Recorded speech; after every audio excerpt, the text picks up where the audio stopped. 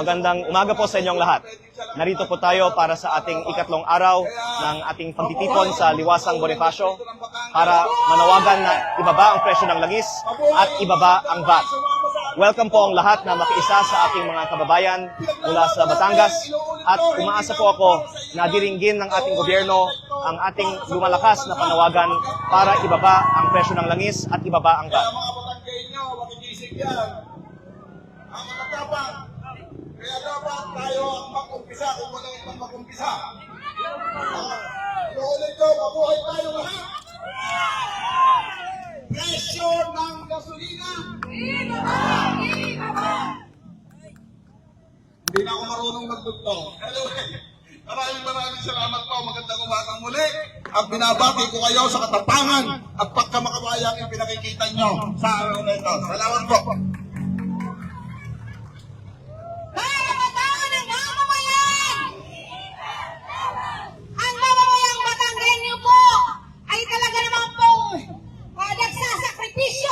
Sa init dahil para lamang may parating sa mamamayan ng Kamaynilaan ang masiging natin pagnanais na imasura ang VAT at excise tax na pahirap sa mga Batanggenyo. Kaya naman po inaayahan po natin ang ating kasama mula po sa Mapayaan ng Nasugbo, si Kapitan Marlon.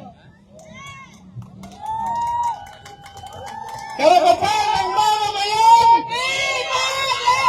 Ipaglaban! Karapatan ng mamamayan! Salamat po sa inyong napakainit at napakasigla na pagtanggap sa ating lahat. Napakaganda pong tingnan kung ganito palagi ang pagkipaglaban ng malawak na mamamayan. Hindi po kaya ng ating congressman na tunlaban sa loob ng plenaryo na ipaglalaban ang ating karapatan. Mas nanaisin at mas maganda at makikita at mararamdaman kung ang malawak na mamamayan ay pupunta sa lansangan upang ipagsigawan at ipasura ang mga laban na makakatulong para sa ating mga mamamayan. Salamat po kay Congressman. Isang napakabuting tao, isang napakahusay na leader sa unang distrito. Siya po ay nauna at tumayo para sa karapatan ng lahat ng mamamayan. Naniniwala po tayo na sa pamamagitan ng unang distrito ay matatawagan natin ang buong nasyonal na nivel ng pagkipaglaban para ipasura ang VAT na ito. Sa inyo pong lahat, alam natin at ramdam natin kung gaano kahirap ang nararanasan natin. Habang ang mga magnanakaw at ang mga dambuhalang politiko na nasa gobyerno ay nagpapakasasa sa buwis na ipinapataw ang ating mamamayan, tayo ngayon ay nagpapakahirap at nagpapainit dito sa lansangan para ipagsigawan ang ating karapatan na bandang dulo ay sila din ang may ginabang. Alam niyo mga kasama, ako po'y mangingisda rin. Ramdam din natin ang hirap na nadadanasan ng lahat ng ating mga hanay at sektor.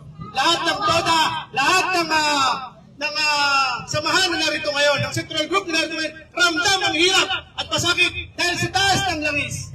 Alam niyo ho, ang ating mga kasama politiko na ngayon ay nakaupo sa gobyerno, pag pumunta sa gasolinahan, magpupultang ng tangke, walang kahirap-hirap dahil ang kanilang kukuhanin ay piyo galing sa buwis ng mamamayan. Alam niyo, kapag sila'y nagkagasolina, pultang ang mga tangke, pero ang magbabayad ay ang isang mahirap na mamamayan na kagaya natin. Napakasakit itong isipin na patuloy tayong pinagsasamantalahan at pinahihirapan ng ating mga kasama na dapat sana'y sila magtatanggol sa ating karapatan. Kaya salamat po kay Congressman Leandro Ligarda de Bisne sapagkat siya ang isa sa namuna para ipaglaban ang karapatan ng ating mga mamamayan. Sana po, wag po tayong susuko. Sana po, wag po tayong manghihina. Ang laban ay umpisa pa lamang. Tatapusin natin at sasamahan ang ating mahal na Congressman hanggang tayo po ay magtagumpay. Karapatan ng mamamayan! Ipaglaban! Maraming salamat po. Talaga naman nga pong masiglang magsinikla na sa init ng araw ang panawagan ng mamamayang Batanggenyo. All the regulation law! Ibasura! Karapatan ng mamamayan! Presyo ng langis! Sahod! Presyo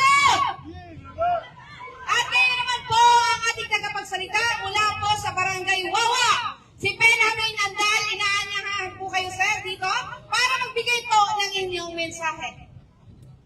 Kaya namin andal kung ako po ay inyong naririnig. Dito po kayo sa unahan para magbigay po ng inyong mensahe ng pakikisa.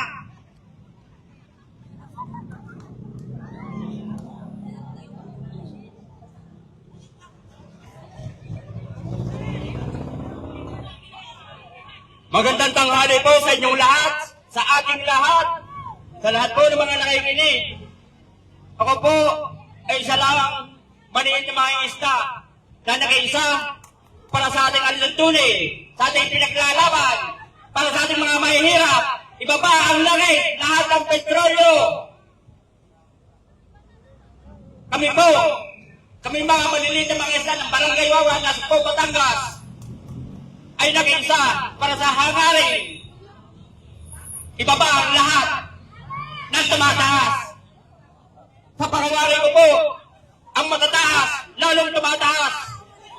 At ang mabababa, ay lalong bumababa. Hindi na kaya kamutin daw ang presyo, lahat ng bilihin. Kaya tayo mahihirap, ay lupo na. Maraming salamat po, Congressman Leandro Ligarda Lebeste, sa tulong po niya, mga kababayan. Tayong lahat ay naririto para iparating sa kanila ang ating hinanain. Ang ating paghihirap, mga mangingisda, sektor ng mangingisda, sektor ng magsasaka, at sektor ng manggagawa. Lahat na po. Maraming salamat po. Maraming salamat po sa inyong mensahe ng pakakaisa. At ang ating pong panawagan, bawat alisin! Pura matanggalin! Ulit po, bawat alisin! Pura matanggalin! At ngayon naman po ay makakatong na po tayo sa dulo ng ating programa para po lagumin ang ating programa mula po kaninang umaga at hanggang sa kasalukuyan. Tinatawagan po natin ang ating tagapagsalita na si Kagimo Hernandez. Sang makauri at mapagpalayang araw sa lahat ng makikiting mula sa unang distrito ng Batangas.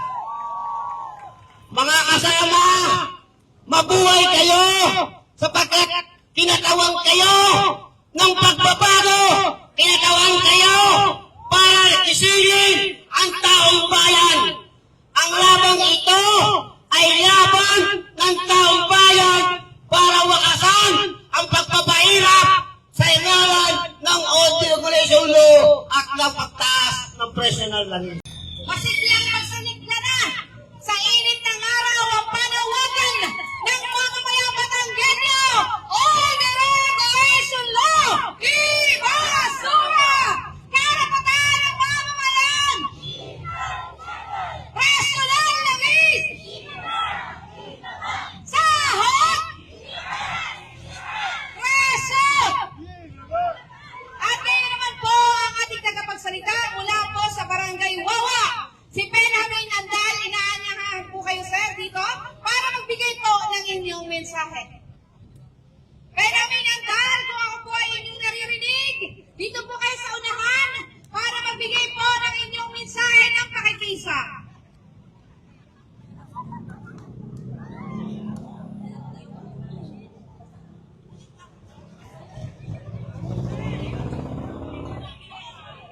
Magandang tanghali po sa inyong lahat, sa ating lahat, sa lahat po ng mga nakikinig. Ako po ay isa lang maliit na mga isda na nag-iisa para sa ating alituntunin, sa ating pinaglalaban, para sa ating mga mahihirap.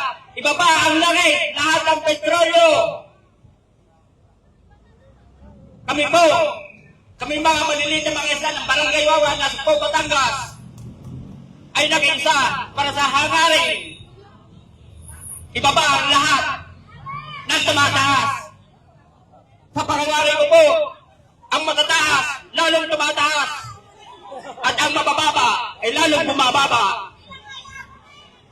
Hindi na kaya kamutin daw ang presyo, lahat ng bilihin. Kaya tayo mahihirap, ay lupo na.